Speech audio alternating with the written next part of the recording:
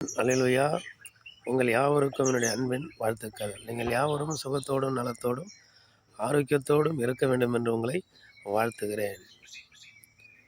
இன்றைய நாளிலும் நம்ம ஆண்டவராகிய இயேசு கிறிஸ்து எப்பொழுது வேண்டுமானாலும் வரலாம்.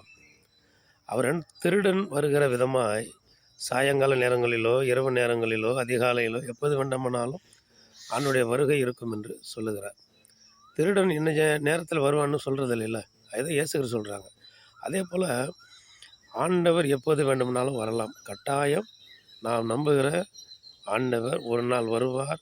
அதுவும் சீக்கிரம் நாட்கள், இந்த நாட்களில் ரொம்ப சீக்கிரம் எப்போனாலும் வருவாங்க அப்படிங்கிற மாதிரி வேத வல்லுநர்கள் வேத ஆதாரத்தோடு வசனத்தின் ஆதாரத்தோடு அறிவித்து கொண்டே இருக்கிறார்கள். சுவிசேஷம் எல்லா இடங்களுக்கும் போயிடுச்சு. நமக்கு தெரிஞ்ச பிரகாரம் ஆண்டவருடைய வருகை சமீபமாக இருக்கும். தேவ பிள்ளைகளாக நாம் பரிசுத்தம் அடைவோம்.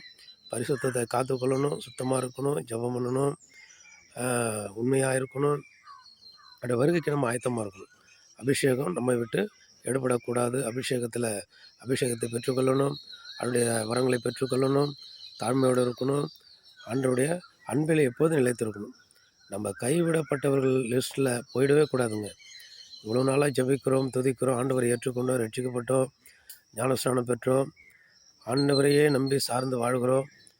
ஆனால் கைவிடப்பட்டு விடக்கூடாது. எச்சரிக்கையாக இருங்க. உண்மையாக இருப்போம். கர்த்தருடைய வருகைக்கு எப்போதும் ஆயத்தமாக இருப்போம். அவருடைய வருகிற பொழுது அவரோடு கூட நாமும் போவோம், அவரோடு கூட வாழ்வோம். ஆமென். அல்லேலூயா.